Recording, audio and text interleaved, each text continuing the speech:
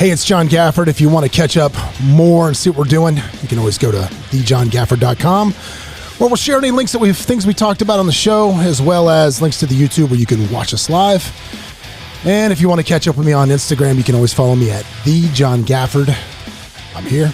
Give me a shout. Back again for part 2 of today's Power Move. Again, sitting in for the esteemed Chris Connell Esquire is the esteemed, maybe sort of esteemed. Maybe esteemed. Eric Gorton, sort of esteemed. East Coast. You know what? It'd be perfect. You know what you could do for me real quick? I need you to do me a favor. I need you to summon your inner. I'm talking about this is the guy I need. Ready? Let me tell you who this guy is. This is a guy that's been running a sandwich shop. Right? He's been running a sandwich shop on the east side for 40 years. It's bitter. Come on. Comes in every day, takes the train in from Brooklyn every day. Busts his ass 14 hours a day in this thing. Yeah. Right? Killing himself. And then he has to go home every night to see his wife. She hates him.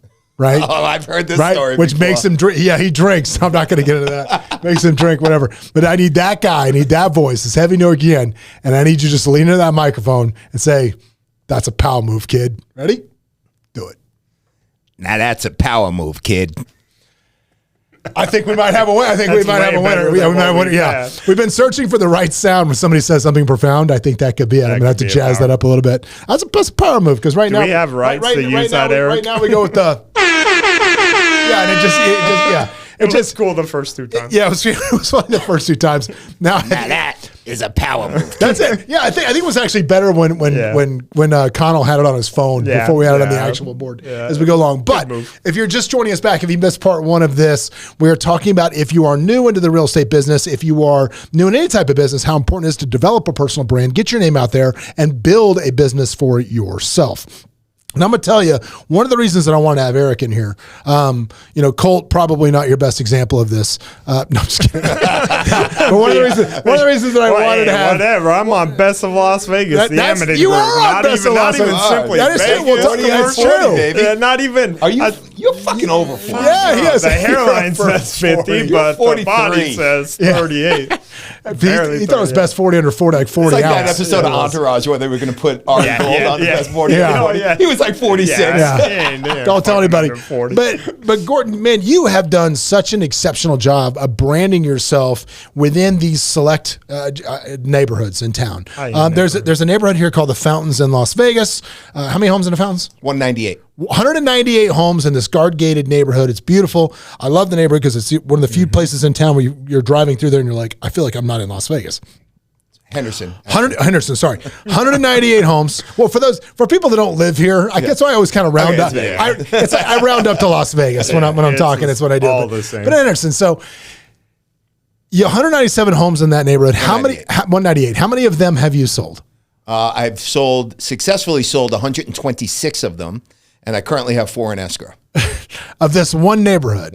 And that's what we call in the biz absolute domination. I was going to say power move, but that's a power. I'm not doing the fan. And the most impressive part is there is somebody that lives in that neighborhood that claims they're like the most luxury broker in town, right? Yeah. Okay. And there's also been several realtors that have come and gone. There's still a couple of realtors that live in there that still haven't done one transaction. So I pride myself on making that my bitch. Mm-hmm. So, so when you come into the business, and I love the story of how you got there. Yeah. And I think within the story of how you got there is a great lesson for everybody that's new in the business and how they're doing that. So you're brand new in the business. So you got the business. You were a dice dealer. I was a dice dealer for 6 years. Doing the 99-cent shrimp cocktails at the Golden Gate when you're running out? So awful. It was awful. Doing that. I started downtown for 9 months, went to the Barbary Coast because it was the quickest game in town. I was a dice dealer, so you needed to have speed in order to be a successful dice dealer. And was at the Barbary Coast for 3 months until I was going to choke myself, and then finally got hired at the Monte Carlo, and I thought I'd be there forever. I mean, that was like... That was the win. When I got that one, For the win, baby. Right? It was like, I have arrived. Right? So, yeah. So you make the jump out of being a dice dealer. Was it just the late nights, the cigarette smoke? What was it? It was a mixture of it all. But as you guys know, I was diagnosed with cancer in 2002. Yeah. Right. So, going through an FMLA, family medical leave of absence from the casino business, I knew that there was more to than just watching the dice go by. So that's what kind of prompted me to go out. And because I had a couple of months off from going out and punching a time clock into into the casino business, I decided to take my real estate exam. Nice. Yeah. All right. So you start out, you get the real estate license done. You get the license done. Did you learn how to sell real estate in school? Not in the least bit. And upon getting my real estate license, which I did it really on the low tip, I didn't really tell my wife or anybody around me that I was going out and getting my license. Everybody would go to work and school during the day, and then I would go into class and get it done because I didn't really know if I wanted to do it. Right. And at the end, towards maybe a week before, or maybe 2 weeks before I got my license, I broke down. I told my wife, and I basically said, "Hey, listen, I'm going to do this, and I really am gravitating towards it. It's starting to make a lot more sense, and I think I could be good at this." Yeah, that whole meets and bounds method just really coming together for you at the end. I really enjoyed that. But let's look at one of the points in that. Don't talk about it. Don't talk about what you're gonna do. Right. Don't pontificate about all the greatness that you're gonna have. Right. Put your head down.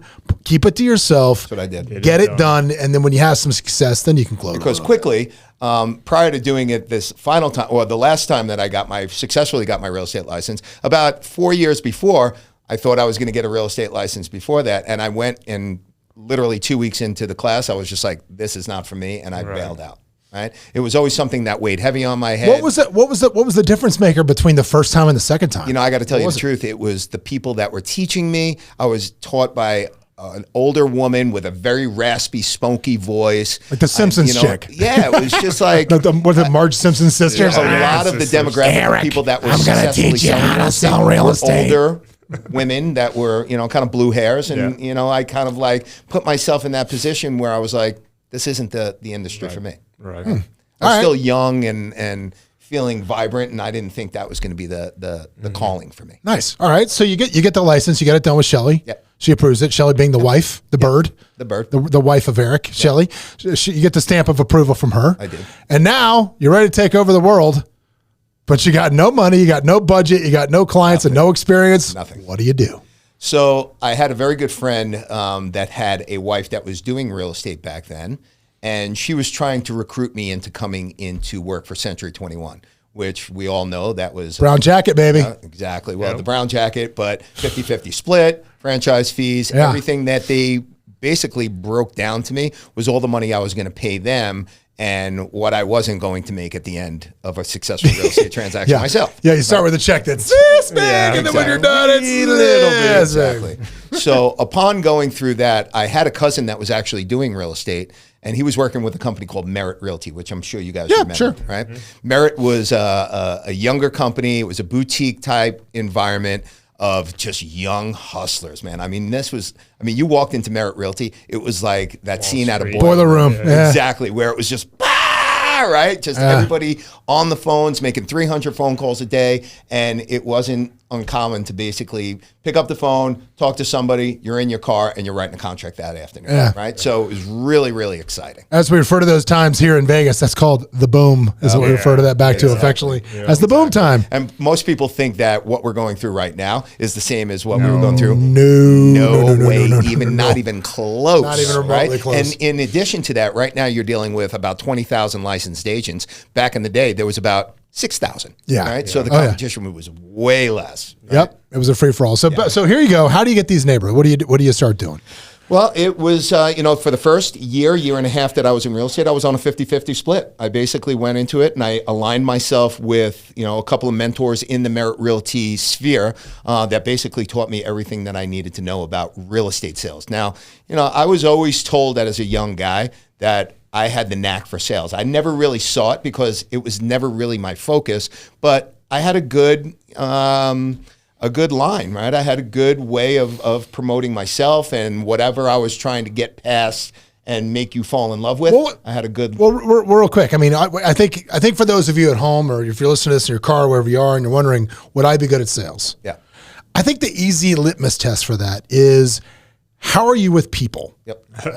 I was just going to say, are you, as a guy, like, could you pick up on girls? Yeah, right? pretty much. Yeah, if you're a guy, can you walk up to girls you don't know? And I'm not saying you got to get them home and do weird things. Have a conversation. But yeah, can you strike up a conversation and hold their attention for longer than 8 seconds? In addition to that, how do you sell your parents? Right? Yeah. Do you? I mean, just with my son alone, who actually works with me right now, he's been selling my ass since he's 7 years old. Yeah. And he's gotten a lot of things that he wanted. And I'm not talking about material things. Yeah. It's certain things that he was able to get his point across and make a legitimate sense. And he was a good salesman from the time he was in second grade. Yep. Yeah. My daughter has that same skill. I was just going to say, my daughter does the same thing. I sit there and I go, you sold me on it. Let's see if you can sell your teacher on it. That's what I'm saying. Yeah, that's it. So well, you know what's funny is with my kids, man, I actually teach like, this is going to be terrible. I'm a terrible parent. Great case in point. I'm going to give you a case in point of how I teach my kids, because it's like, again, it goes back to there's what a man can do and what a man can't do. And I'm more interested in what a man can do, is right. It's like that day my son comes home and he's put off because he goes to a Catholic school, and I understand that the way that, everybody handles discipline differently. And the way that they seem to handle discipline at this school is if one kid does something wrong, they punish the whole class. It's like that, they weren't going to have that soap party, like what was a Full Metal Jacket, where they could hit the one bad kid with they punish the whole, he screwed up, so I'm punishing all of you. Yeah. That's what happens. So he comes home and he goes, I said, what are you doing? He goes, I got to write a stupid essay today. I go, what's the essay on? And he goes, well, I have to write an essay on, this kid was talking in the back of class and she turned around and couldn't figure out who it was. So she's like, you got to teach, we got to do an essay now. And the essay is, based on what you did wrong, what you can do to be better behaved and this and that. And it's got to be 2 pages. And I said, did you do anything wrong? He said, no. I said, couldn't you do anything better? He's like, I wasn't doing anything wrong. How can you do something better? I said, go write 2 lines that say, I wasn't the one that was doing anything. I'm not going to apologize for something that I did do because I'm not perfect. And when I do something, I want the apology to mean something. Yeah. So in today's instance, I couldn't have done anything differently, and turn that in. Yeah, he looked at me like, what? I'm like, dude, that's pushing the bounds. But and what did the teacher do? Nothing. We didn't hear a word about it, because it's about, like you said, pushing the bounds. When my kids want something from me, you got to close me on it. Yeah. You got to. When Roma wanted another cat, I got a PowerPoint presentation. Yeah. So that's what we got, and it was convincing, which is why we now have 2 cats that I'm allergic to instead of just one, because she's a good closer. Right. Yeah. But back to you, man. You're good in sales. You got this done. You now have license. You took the 50-50 split. But I'm more concerned about when you broke up out on your own and started developing your own image within these high-end neighborhoods. Right. Now, the thing I like is, how did you first start getting into the fountains? What did you do?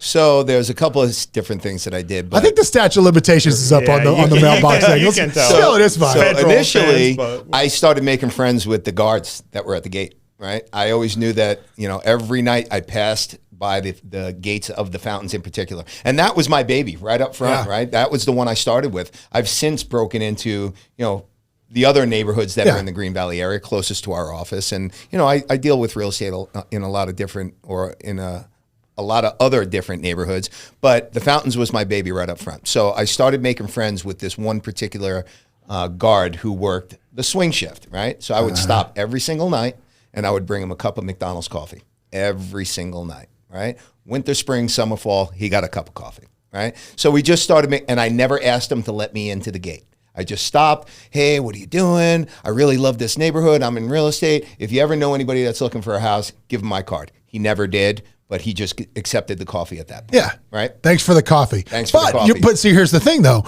Rather than try to do the sledgehammer way, right, bust through the gate, it's let me be smart and get the gatekeeper to become my friend, and he'll open the gate for me. There you go. Exactly. Okay. So after that, I started with no budget. I literally had no budget. No budget. Right. Like so I started printing, the words that I wanted to say on a free printer with copy paper, black and white ink or black ink, and basically putting a piece of tape on it, filling up a mail carrier, and then encouraging this gatekeeper to let me in the neighborhood with my son. And we used to hand deliver these words on black paper or white paper with black ink, and basically put, hi, I'm Eric Gorton. I specialize in the neighborhood in the fountain. At that point, specialize was far from where I was sure, doing, right? Sure. I specialize in not having money for postage. Yeah. That's what I did, right? So I basically walked around the neighborhood. But okay, let's talk about that though, because I want to talk about, let's break that down. Because, people say there's two schools of thought. Fake it till you make it. Yep. And then, like I said earlier, don't bullshit people when you're new because they'll see it. Right. But here's the thing. If you say I'm specializing in the fountains, was there any place else you were going and handing out stuff? No. Were you going anywhere else? No. So I don't find that to be bullshitting anybody. You were specializing in that place. You were like, this is what I'm going to work. This is how I'm going to work. You didn't say I've sold a bunch of houses here at this point. You said this is what I specialize in. That's exactly right. And much to what you just said, prior to getting in there, I did my due diligence. I pulled up the tax record of every single person within the neighborhood, and I Googled them. And I wanted to know exactly what they did for a living, what their wives' name were, if they had any children, did they have a dog, what kind of car did they drive. So I tried to know every single thing that I could know about the homes that were in the fountain. See, here's the problem. Most new people starting out right now, they're coming into the business. They think, I'm going to get a website with an AI bot and it's going to do it all for me. Yep. I'm going to post Facebook ads and it's going to convert everything for me. Dude, if you're listening to this, man, you want to, dude, Eric's big time. I ain't lying to you. Yeah. The guy makes, I signed his checks for Christ's sakes. The guy makes great money. If you want to get to that level, that is the level of dedication that it takes to get that done. To actually go into the tax prop, research each and every homeowner. To the point where, and it's funny because you've taught your son to do the same thing, and he's made the comments that some people have said it's borderline stalking what he does. But make it your business to know who these people are. I always talk about networking with intention, doing things with intention. If you're doing something with that level of intention in a neighborhood, whether you've ever sold a house or not, you are a specialist in that neighborhood. Exactly right. I think that's the biggest mistake residential people do. Again, I don't do residential, but I get a call probably every 2 or 3 weeks. I'm in the neighborhood showing properties in my neighborhood. What's your HOA fee? What's it cover? What's this? Like having not a clue of anything, right? And I think that's a huge, you're doing that in front of your clients. You know what's even more crazy? When you mispronounce the name of the street. Oh, yeah. Right? Seriously. Oh, no. You're in the business. You're doing research. You came into a community where you're showing another home, and you can't even pronounce the name of the streets, right? That's rudimentary. Well, this goes back. Last week I put up a story on my Instagram, and I was talking about I was in my office, and my office is adjacent to one of the conference rooms here in Simply Vegas, and I heard an agent from the other office that said this. This is what they said when they were talking to their client. This is a good agent. It's been around for a minute, right? And this guy said, the client, I heard him ask where the bathroom was. And the guy, this is what he said. He goes, I haven't been working this company very long and I never work out of this office. I'm not sure where it is. Let me go see if I can figure it out. And I'm like, dude, that is the worst. You look like such an amateur when you did that. So you need to, if you want to be positioned and considered an expert in anything, you need to know every variable of what can happen, from where the bathroom is into your office, how to print on the copy machine, how the street names are pronounced. Yep. You need to know everything there is to know about that particular neighborhood, about your office, all of those things. Make that investment up front as a new agent and learn this stuff. You better know what the HOAs are. You better know what taxes are running. You better know where the closest grocery store is, where the closest gas station. It just amazes me when people come in the neighborhood and they're like, so where do you go for this or that? I'm like, your agent doesn't tell you any of this. I don't know. Again, I'm not a residential guy, so I can be completely wrong. People come and see my houses, especially in the fountains, and they come with an agent. The agent walks behind them on the phone. I give the tour, on the phone, right? They're on the phone the whole time, texting and stuff like that. Yeah. These people leave the house. All of a sudden, 15 minutes later, I get a phone call saying, "Hey, listen, I hated that house, but I hate my agent even more. I'd like to work with you because I love the neighborhood." Yeah. Crazy, right? Oh no, that for sure happens more often than not. If you're ill prepared. Like I say, a lot of the grief that real estate agents earn in the marketplace, that we're overpaid, that this and that, a lot of that is well earned. Yep. It just is. A lot of those are problems that could be avoided, that we just don't do a good job of demonstrating our value proposition. Sure. Right. And what's worse is if you do that around somebody that's really good at doing it, like you are, you're gonna wind up with the client because the clients aren't stupid. If you are an amateur and you are standing there with somebody that's an expert, the expert is going to wind up with your client, whether they probably won't intentionally be doing it, but there you go. I mean, I try to help cause not that to happen. When I used to show houses, people would come in, and at the end of it, no matter who the agent was, I would always say, hey, just so you guys know, Bill's great. You're in great hands. I always say that. Because I could feel, sometimes you can feel the people's client slipping away, and they're like, it's like if you would go to a bar with a date and start hitting on another girl. Yeah. It's just not very smooth to have that happen. That agent doesn't want to do a deal with you at that point. No. Too. So I just had that on a building we were doing. I was like, this guy's amazing. We've done a lot of deals. This guy's a residential guy that should not have been doing any deals or anything like that. But after, he's like, that was so nice. They came out and we were so excited. Like, I want to sell them this property. And I needed that property to sell. Like, it was something. So, but it is, your clients are smart enough most of the time to understand that. I got a call today from someone saying, hey, can you sell my house? I said, no. And I go, what's wrong with your agent? He doesn't say the right things always, or he doesn't do this. Yep. Like, pretty much, and this is an expensive house, you know. Sure. He's selling an $800,000-$900,000 home. But that brings me to my next important point about establishing a brand, which is pick a lane and stay in it. Stay in it. There are way too many agents out there that think they're the Swiss Army knife of real estate. I can help you with commercial needs. I'm a luxury agent. I can help you find multifamily. Dude, I'm telling you, the master of everything is the master of nothing. That's exactly right. Pick a lane and do it. I mean, I think that's why I think people that gravitated you, again, you sell everything, but I'm really just fascinated about your rise to the fountains, because I think the lessons for a new agent developing themselves lie in that story. Sure. And so you decided, this is what I'm going to do. Yep. This is it. I mean, this is going to be my neighborhood. This is my niche. Me and my son are walking around. We're handing out we're doing the handouts. It's how it's going. And this is how it's going to work. Yep. So I basically, for the first almost 2.5 years, I didn't get not one phone call. And I was in there every single night driving around. I was walking my dogs through the neighborhood twice a week, right? I had my son, helping me, handing out literature. I would shake as many hands as I possibly could. And then finally, almost 30 months later of consistently doing this, I got my first phone call and said, hey, listen, I realize that you've never sold anything in here, but I'm willing to give you a shot, but you're going to do it for an extreme discount. Right? Okay. And I was like, done. Yeah, you're like, I'm in. I did it. I did an open house that first weekend. Someone walked in, bought it, and I double-ended the deal, and I made the whole transaction. There you go. Right? But see, okay, so here's the lesson in that. Again, you're a new person. 30 months of consistent work. Not 2 mailers and it didn't work, so you give up. Yeah, not 2 mailers and I give up on it. Every once in a while, I do a B-roll piece of advertising, like print advertising, that including postage would cost me like $240 for 200 homes. My wife wanted to kill me. I remember at that point I had a Discover card. I don't know if you guys remember that, right?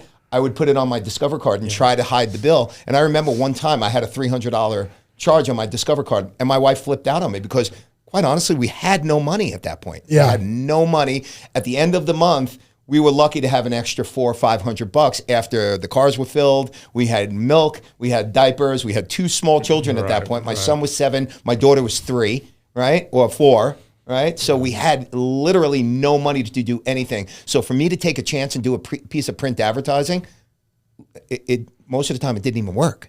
Well, I think that goes back to kind of what I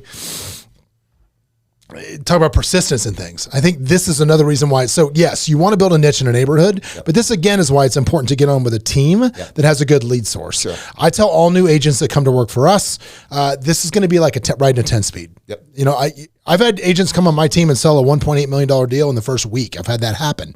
But in general, because I've been doing this for a really long time as well, as far as having a team goes, and I know you have too, I tell people 90 days is when it catches. It's like riding a 10-speed when it's not between gears and you're like, oh man, you're pedaling like crazy, and all of a sudden it's like click and it catches, and then you start going good.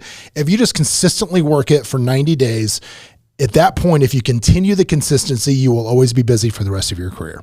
That was what my question was going to be. How many months were you in the industry before you got a paychecks? that was just a paycheck. I started receiving paychecks immediately. So because he was working at Merit on their lead system. Back up. Yeah, he was at Merit. First month out the gate, I did 5 transactions. Second month, I did 6. But bear in mind, big transactions back in the day were $175,000. Yeah. And it was a different time too. Time. But what would the new agent, like I tell people, just expect 6 months of no income. That way you're set up good. You're not going to come in and make $100. Dude, all you had to do was answer the phone. I'm sitting in front of the house. Great, I'll be right there. Yeah, I'll be right there. It doesn't happen like that. Not anymore. Now, what would you say, new agent to this day?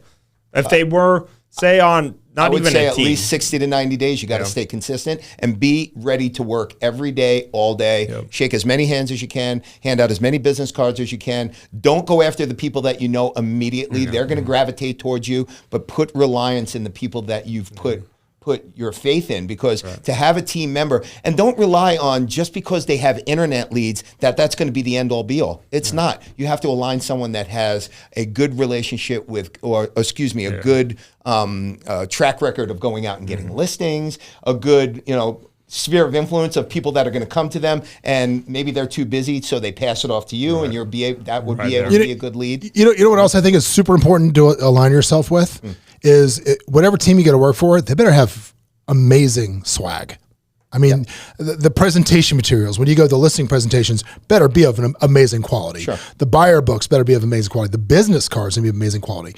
That's the thing most people don't understand, which is if you are in the real estate business, people are hiring you to market their properties. That's what they're hiring you to do, is be a good marketer. And if you have a crappy, cheap business card, you're sending out stupid 3x5 mailers with turkey recipes on them, you are bad at marketing. You're not good at this. So as a new person, align yourself somebody with excellent swag, excellent materials, so you look professional out of the box. Your business card is the most important. Well, that's going to elevate. That's going to accelerate your success pattern, because as soon as you do get a couple of deals under the belt, now you start leveraging the power of social media to talk to your sphere, to engage with your sphere, to remind them what you're doing. Now, I want to spend the last part of this talking about branding, because,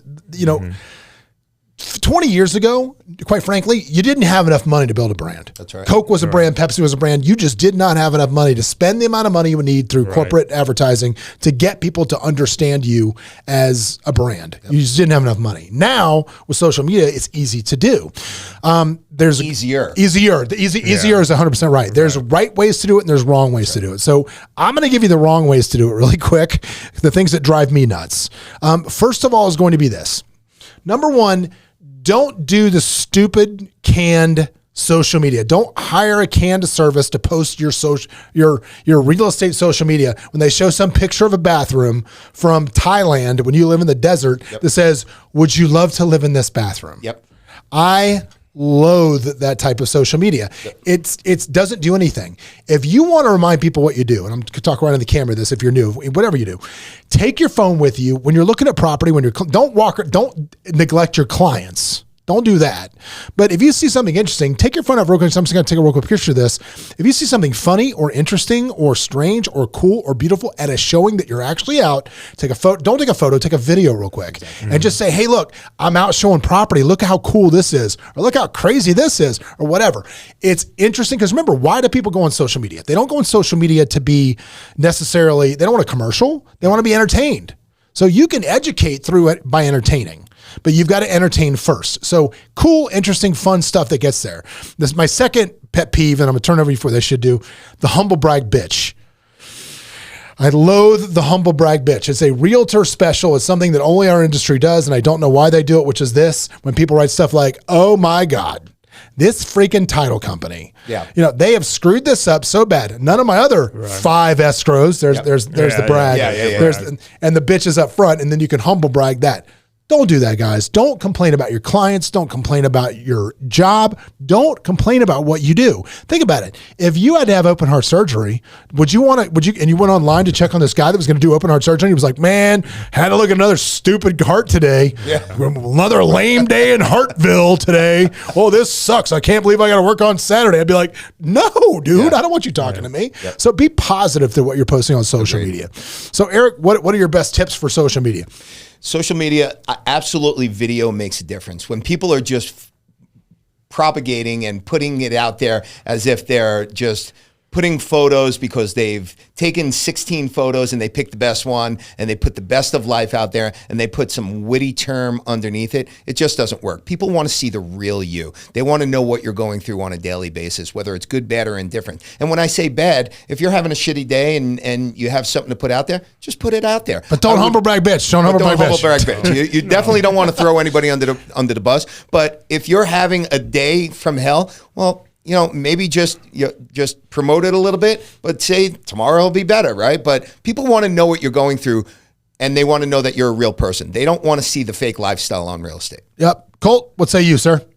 Mostly I'll talk about personal branding. Why I think it's important is because you don't know what's going to happen to that company. There has been multiple, that's a great point. Good companies out there. Merit, they don't exist anymore, right? Yeah. Okay. No. Dyson was a huge luxury firm throughout the Southwest. Gone. And there will always be a reason why you leave a brokerage. It might not be now, it might not be, maybe never. But for example, I'm at this brokerage because of the owners. Okay. They're pretty spectacular. Yeah, but I am. No, I am. And if somebody left here and I got a normal blanket type of brokerage in here, I would probably leave at that point, right? And if I leave, I don't want that to be such a hiccup for your clients. Your clients should not be a huge decision when you leave. They shouldn't know. Well, that's a final lesson for everybody listening at home. If you're thinking about going into real estate, one of the most important things you have got to do is read your contract from your broker. So many of them are still predatory in nature. They treat you like an indentured servant once you sign the bottom line. Should you ever want to leave, they can keep your money, they can keep your listings, they can keep your contracts. Your contract, whatever brokerage you work at, for the very reasons that Colt just talked about, should be flexible enough that when you want to go, you can pick up your business and go and simply change a couple logos on some cards, change a couple logos on some sites. Should be as hard as it is. Because if your broker is not performing for you, you shouldn't have to stay and perform for them. That's how it is. Well, guys, that's it for today, man. I hope you learned something. Thanks so much for Eric for sitting in, man. And hopefully some of you guys got something out of a story. I know I always did. We didn't even talk about why you work here, which is pretty amazing. Eric actually works at the brokerage. I'll tell it before we sign off. He works here because I went and did a listing presentation in the Fountains years and years ago. And the guy that worked there told me it was the best listing presentation he'd ever seen, said it was amazing. His wife wasn't there. She was flying back in that night, said, call me in the morning and come by and pick up the paperwork. I said, sure. And I called the guy at 10 o'clock in the morning and he said, oh man, sorry, John, we just listed with Eric Gorton. At which point I basically went to Eric and I said, dude, if I can't beat you got to come work here. And that's that is how Eric came to work here. He's been here forever since. And we're very lucky and happy to have him here at Simply Vegas. If they want to catch up with you, Eric, how do they find you? You can find me anytime at the website, GortonGroup.com. Or look at me on Instagram at Eric Gorton. Okay. Colt. I figured out my handle. Yeah, you figured it out? I'm like, I don't know my Instagram handle. What is your, how do they find you, Colt? How do they find you? _Amidan on Instagram, AmidanGroup.com. Okay, and it's on an Android too, so give him a couple of minutes. If you sign up and look for him, he won't know. But yeah, like I always say when we sign off, man, if you like what we're doing, tell a friend, and we appreciate it. Make sure you like and subscribe if you're watching this on YouTube. Make sure you subscribe if you're listening to us on Spotify or Apple. If you like what we're doing, tell a friend. If you hate what we're doing, tell two, because it doesn't matter if they're talking good or bad. What matters, Colt? As long as they're talking about you. As long as they're talking about us. See you next week, guys.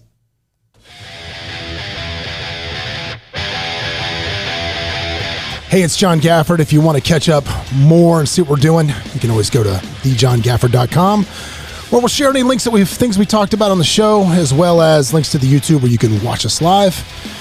And if you want to catch up with me on Instagram, you can always follow me at thejohngafford. I'm here. Give me a shout.